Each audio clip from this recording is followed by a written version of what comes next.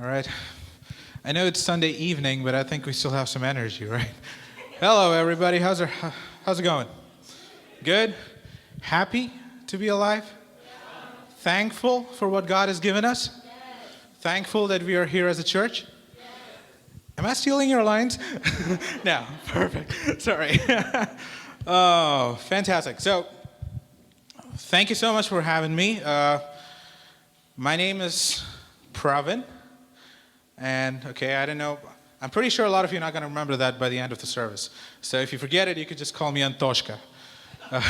So if you want to get some potatoes, пойдем копать картошку. No, okay, so my name is Prawin. I've been here before about 6 months ago. And I want to thank you guys for praying for me because as soon as I got back from Odessa, okay, not as soon, don't be scared. But a week after I got back from Odessa, I got COVID and I was in the hospital. But I want to thank you guys for praying for me, and it really meant a lot, especially when you're isolated, away from people, away from civilization as you know it. It really meant a lot for me, and I'm just so grateful to God that I could come back here.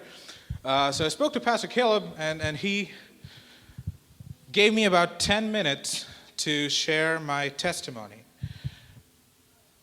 I got to tell you, I have testimonies worth 3 hours, so I'm hoping, Pastor Caleb, you will forgive me for having no regard for the time frame you gave me, right? I know. Well, if it was India, I would do 6 hours, but I got a discount for you guys because Thanksgiving is coming up, and I want to go get ready to eat. I know, right? No, I'm kidding. It's not 3 hours. It's only 2. Again, so I cannot fit in all the testimonies, all the great things that God has done for me in my life. I cannot fit that into 10 minutes. But I want to share with you just a little bit about the story of what God is writing for me in my life. I'm here with my wife, Maria. Hi, Maria. I know. She's introverted. She hates attention. So, hi, Maria. She's right there. I'm going to have less salty borscht tomorrow. Okay. Not too salty, right? Yeah. So my name is Pravin. I was born in 1995. When I was born, I was 1.6 kilograms. I know you guys are thinking, Pravin, you maintained your weight all along. But no. I was 1.6 kilograms, and I was born in 7 months. And the doctors, they were not really sure if I was going to live, right? And I was preterm, and I was turning blue. I couldn't breathe. It was pretty complicated. And I was an incubator or a ventilator. What do you call this? Air conditioner? No. Incubator. I don't know. I'm not a doctor, but they put me in one of those so it could breathe on my behalf. And the doctors, they really had no hope for me to live. But my parents, be as cultural Christians as they may, who just went to church for the sake of, I don't want to offend God in any way, they prayed for, this 1.6 kilogram kid and made it out alive, pretty much, right? And so my parents, they gave me my name in honor of God answering their prayer.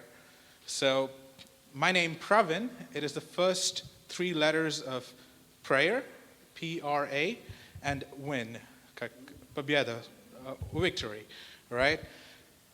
Маша, если что, я говорю про, мое имя, ты знаешь уже, ты каждый день слышишь это. I could say my life itself began with this kind of wonder that God did for me, basically, just starting. And I went to church for about 16 years of my life. I just realized none of the notes that I have here are what I want to say, so it's okay. We'll wing it. Improvise right now. So I went to church for 16 years of my life because, if you remember, my parents are cultural Christians. They went to church not to offend God and just so people around us would think, oh, they're Christians, They pay their monthly membership subscription fee. Ideas for the membership? We're going to start now. So, no. Membership subscription fee, they paid it every month, and we went to church for 16 years. And I went to church for 16 years because we had good food. Indian food, spicy food, and it was really good. And that's why I went to church. But outside of church, my life was, hallelujah, praise the Lord. It was like a mess. I was always looking for attention, which I think I'm kind of doing right now because I'm standing in front of you guys as well. And I was always putting my trust in the wrong places, in people. In India, parents especially, they value grades a lot from school. So I was always trying to get like the top score in my class because I thought that kind of added to my value in society. In Africa as well, I guess. Welcome to the club. I know, been there, done that. No, and so I knew of God for 16 years of my life, and there was a point in my life where I just realized, I was running circles. It was like, this person's gonna make me happy, this grade is gonna make me happy, because I figured out with studies, the harder you try, at least in my case, the harder you try, it doesn't work out, no matter what. And I just realized that I want to end my life. That took a dark turn, right? Everybody, you guys don't know how to react now. Like, how did he react? The guy wanted to end his life when he was 17 years old. And I wanted to end my life. I was living in a dorm in India. I was sharing the room with 6 other guys, also from India. And we were in the 3rd story. And I was asking my friends ideas, like, how do you end your life? And they're like, well, just jump twice from the 3rd floor. And I'm like, what do you mean twice? He said, well, the 3rd floor, it's not high enough to break, the 3rd story is not high enough to break, your bones or get you. You just jump, then go back up and jump again. That is 6 stories, right? And I'm like, okay, fine, I'm going to do that. I was 17, so not really, yeah. And just before I did that, I'm thinking, you know what? I still did go to church for 16 years, so I knew of God. And I knew that there was a heaven, there was a hell, and I'm like, even if I do it, I want to do it right. Like, I don't want my parents to be disappointed in me, like, that's like the worst way to die, man. This is not why we brought you up. So I go back into my room, I open the Bible, I'm like, I want to pray to God, I want to say, God, you got me. And I just, even if I die, I want to go to heaven. Like, I want to do it right. And I open the Bible, and the verse that comes to me, that I open it to, which is like a very amateur Christian thing to do. Like, this is the words that God is going to talk to me through. But at that moment, the words that God spoke to me through was Jeremiah 33:3. It said, call unto me and I will answer you, and I will show you things that you do not understand. Did I go past 10 minutes already? I still have like 50% of this testimony left. But call unto me and I will answer, and I will show you things that you do not understand. And that was like an eye-opener. I'm like, I've just been calling the wrong number. So I started calling the right number. And I started calling God. And I began my Christian life. And I began my journey there. And that day I gave my life to Jesus. I did not kill myself. So I did not give my parents another reason to be disappointed, right? Since 16. And I started my journey, and I came to Ukraine. And I was in Kharkov. I went to school in Kharkov at Aviation Institute there. It was a course called Aircraft and Rocket Construction and Design. I don't know what that means, but that's the course that I've attended there. And I went to church. Also an international church. So when I see you guys, I feel like I'm back home. And I went to church there. I had this pastor, Vitaly Sorokhin. Maybe you guys know him much. I think the folks from New Hope in Kharkov, they come here quite often. And I was serving there, and God kind of introduced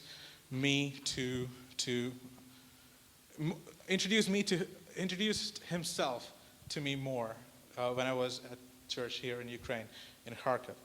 And one thing that, if I look back at my life today, I could say that was the most pivotal moment in my life when I came to Kharkov as a foreigner with absolute freedom to do whatever I want. I don't know how a lot of the international students here feel, but as an international student, when I came to Kharkov, to Ukraine, I had absolute freedom to do whatever I wanted.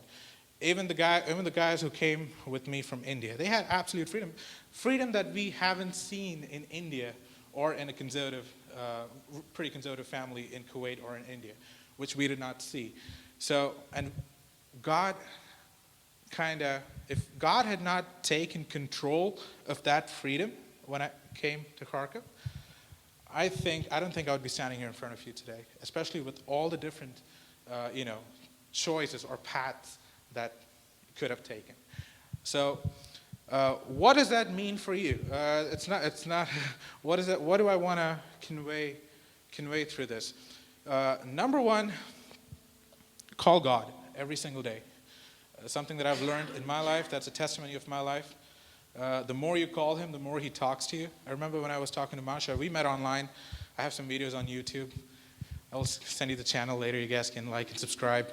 I'm not selling it right now. I will not ask you to like and subscribe, but you could do it. But Masha saw some of those videos online, and then we started talking.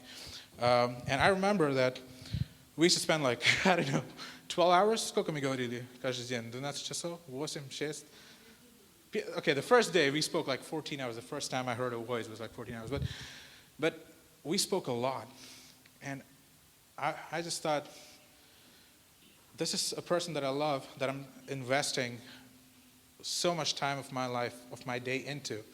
How much more should I do that for somebody who loves me more than she does? So one thing I want to say, call God, talk to him every single day. Number two, like I said, the pivotal moment in my life was getting to church in Kharkov, managing freedom. And I think as international students, not just as students, as any person, we have freedoms that we need to manage. Any freedom without restriction is not productive freedom. So make God the pilot of that freedom. Make God the master of that freedom in your life. And I'm trying to do that every single day. Obviously, there are times God, I know that's a great idea. I know you want me to get a Samsung, but I'm looking at an Apple iPhone 13. And God is like, no. I wanted to have a Samsung right now. But, okay, don't take that literally. That was a metaphor. Just, I don't have a Samsung. I don't know what I have. I have something. Some Chinese thing. Yeah. No offense against the Chinese. Great phones. Cheap. No. Sorry. But good quality. Where is this going? I'm sorry. No. So call God and also make him not just a part of your life, make him the entirety of your life. Because I was thinking what to tell you guys yesterday, and I thought, if I really love God so much and if he really is a huge part of my life, I don't need a pen and a paper to write down what he did for me. Because it's going to be part of my life, part of what I do every single day, every single minute. So remember that, and especially as students, as a fellow student who I believe is still young, I want to encourage every single one of you to, keep in constant connection with God. The church is a way of keeping in touch with him. So and God puts people in the church, pastors, deacons, who will probably help you. For me, Pastor Vitali was, life changer, basically. So you could, just keep in touch with him, and he will guide you, and he will show you and open to you the things that you may not understand right now, and you don't need to understand them right now.